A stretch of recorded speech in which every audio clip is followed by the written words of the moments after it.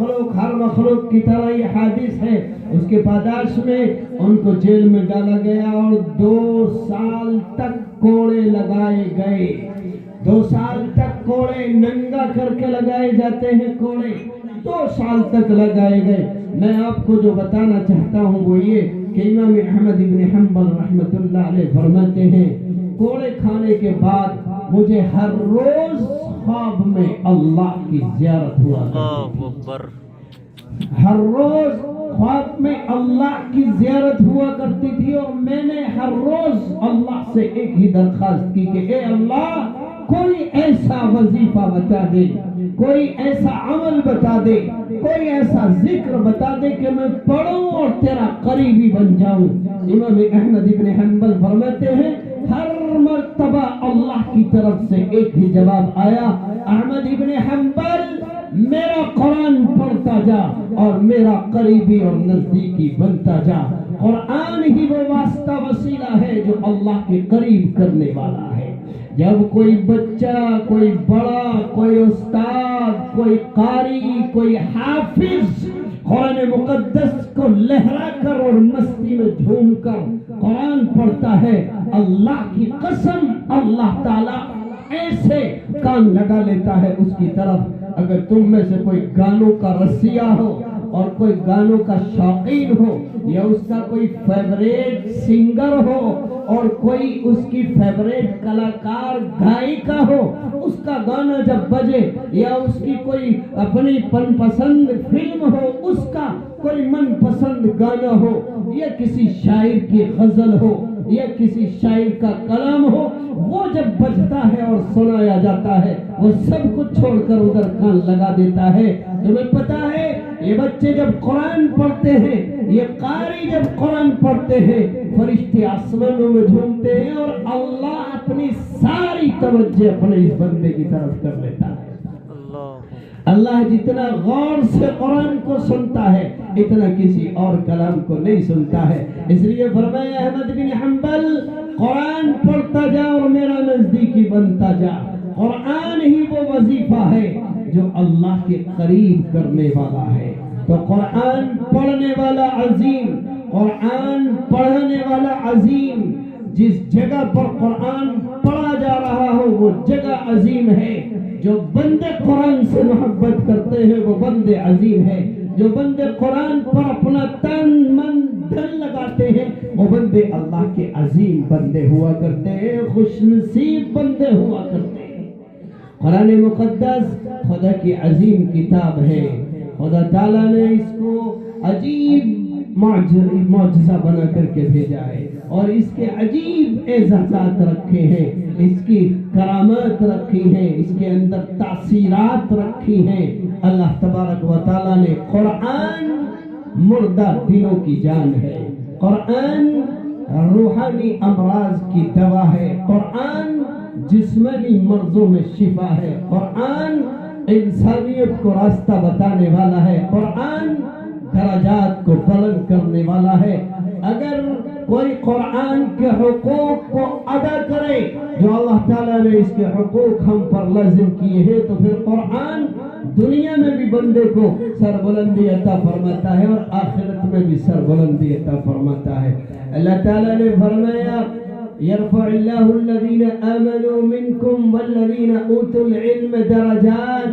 اللہ تعالیٰ ایمان والوں کے اور اہل علم کے جو قرآن کا علم رکھتے ہیں اور حدیث اور فقہ اور اسلام کا علم رکھتے ہیں ان کے درجات کو بلند فرماتا ہے. دنیا میں بھی اور آخرت میں بھی ان کے درجات بلند فرماتا ہے.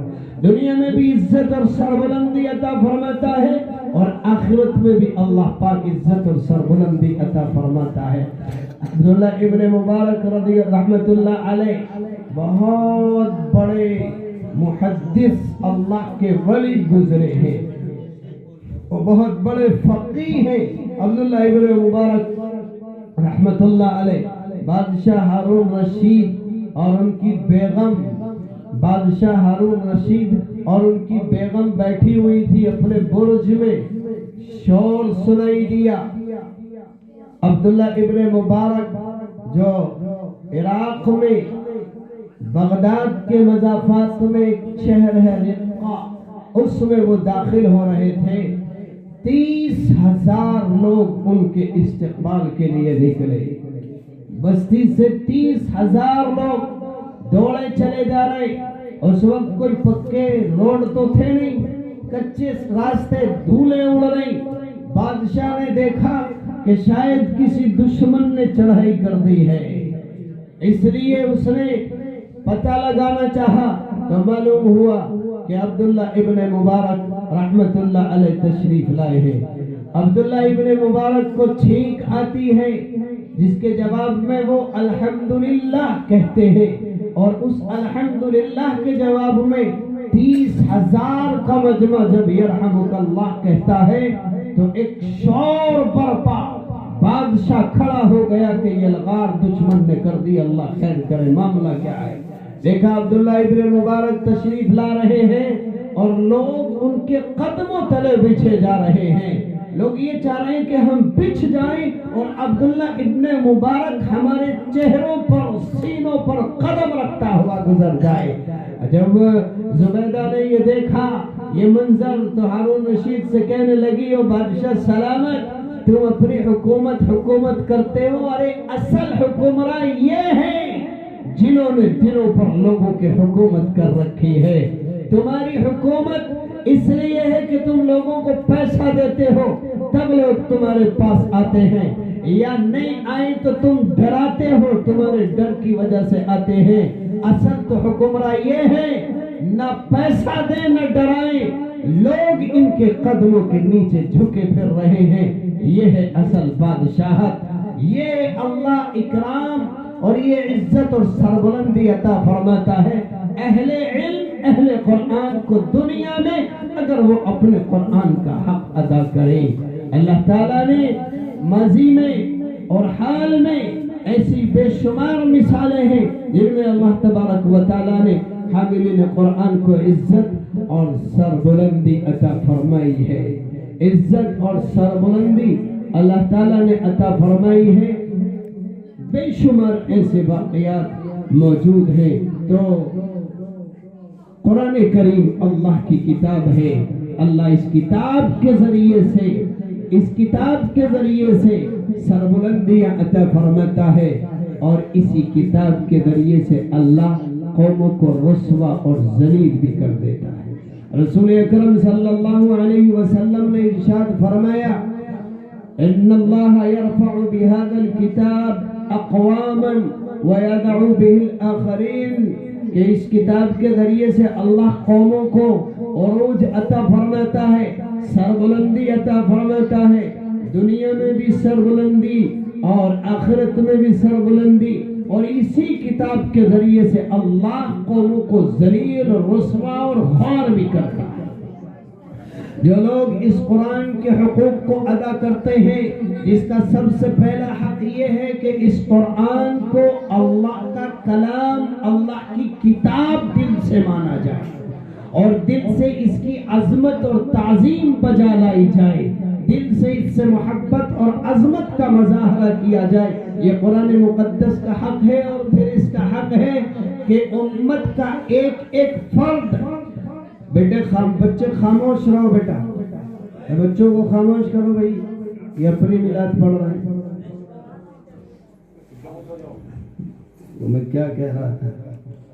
قرآن کا حق. نبی پاک صلی اللہ علیہ وسلم نے فرمایا اسی کتاب کے ذریعے سے اللہ تبارک و تعالی عروج اور ترقی عطا فرماتے ہیں، اور اسی کتاب کے ذریعے سے اللہ ذلیل و خوار بھی کرتے ہیں. اگر کتاب اللہ کو کتاب اللہ مانا جائے، اللہ کا کلام مانا جائے، اور اس سے محبت اور اس کی تعظیم کی جائے، اور پھر ایک ایک مرد، ایک ایک عورت، ایک ایک بچہ، کوئی بھی فرد امت مسلمہ کا ایسا نہ رہے جو اس کو کم سے کم دیکھ کے پڑھنا نہ جانتا. یہ کتاب کا حق ہے. یہ نہیں ہے کہ جی لو پڑھا تو پڑھا، نہیں پڑھا تو نہیں پڑھا. عبد الرحمن کو پڑھا لیا، عبداللہ کو پھاوڑا دے کے کھیت میں لگا دیا. ہاں، ابا پڑھے ہوئے ہیں تو چلو بیٹا نہیں پڑھے گا تو کیا ہے، بیٹا پڑھ گیا اب ابا کو کیا ضرورت ہے۔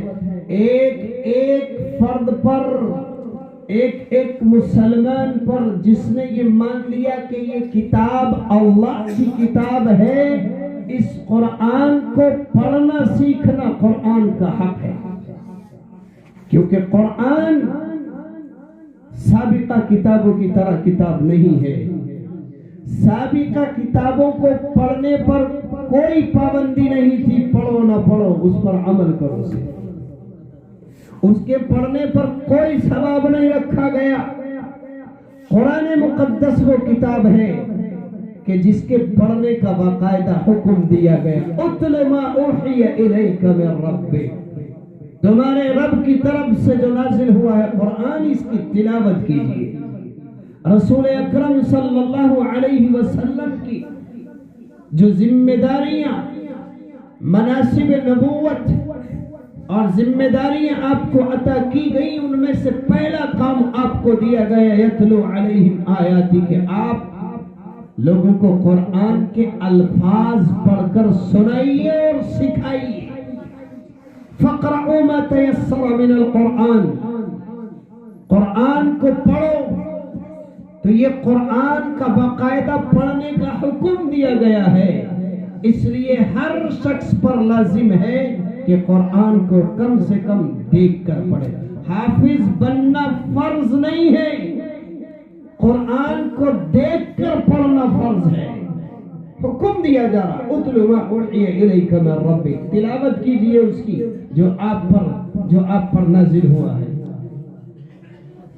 جو آپ پر نازل ہوا ہے۔ یا ایھا المزمل قم اللیل الا قلیلا نصفہ او انقص منہ قلیلا او زد علیہ ورتل القرآن ترتیلا، قرآن کو ترتیل کے ساتھ پڑھیے، اچھے انداز میں پڑھیے، یہ آپ کو حکم دیا گیا ہے۔ اور وقت بھی بتایا گیا، سب سے زیادہ مزہ قرآن میں کب آتا ہے؟ اقم الصلاة لدلوک الشمس الى غسق اللیل وقرآن الفجر ان قرآن الفجر کان مشہودا، فجر کے سے پہلے اس وقت قرآن میں دل اور دماغ بالکل حاضر رہتا ہے۔ تو قرآن کے باقاعدہ طریقے، آداب، مسائل، پڑھنے کے مسائل، پڑھنے کے آداب، کہ قرآن پڑھو، باوضو پڑھو، قبلہ رخ پڑھو، غور و تدبر کے ساتھ پڑھو، ترتیب کے ساتھ پڑھو، یہ قرآن کا حق بتایا گیا ہے۔ پہلی کتابوں کو صرف عمل کر لو، حق ادا ہو جائے گا۔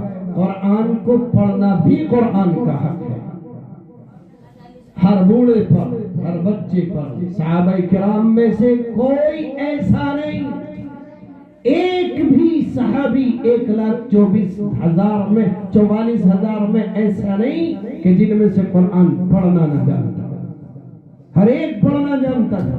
پھر اس کی تفسیر اور اس کے استنباط مسائل اور قرات اور حفظ کے اعتبار سے فرق تھا، کوئی پورے قرآن کا حافظ، کسی کو آدھا حصہ یاد تھا، کوئی پورے قرآن کا عالم، کوئی چند سورتوں کا عالم، لیکن پڑھنا سب جانتے تھے۔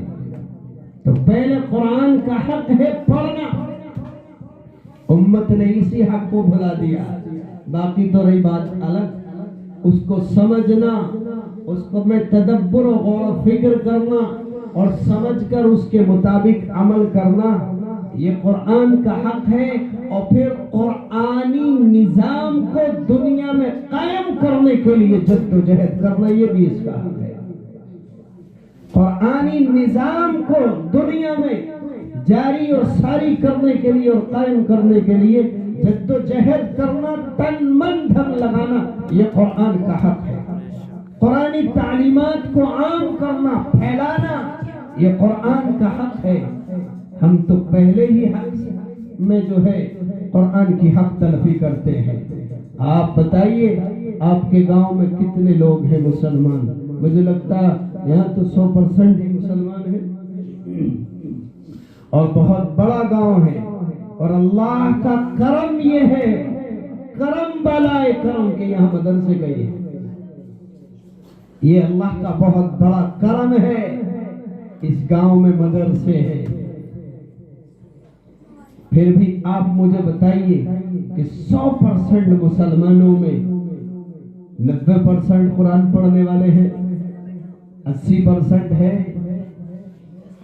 میں اندازہ بتاؤں 30% ہوں گے، 30% قرآن کے پڑھنے والے ہوں گے علماء کے علاوہ، اگر ہوئے تب۔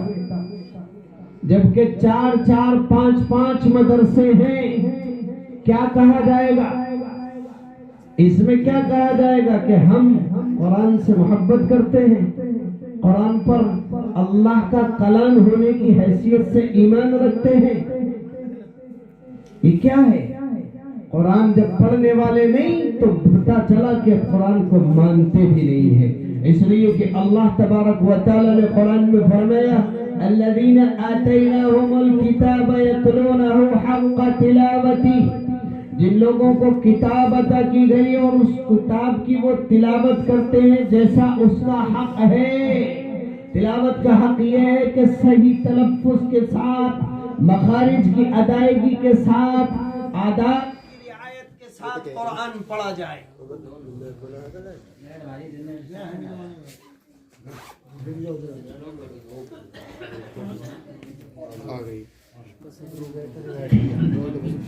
آداب کی رعایت کے ساتھ قرآن پڑھا جائے۔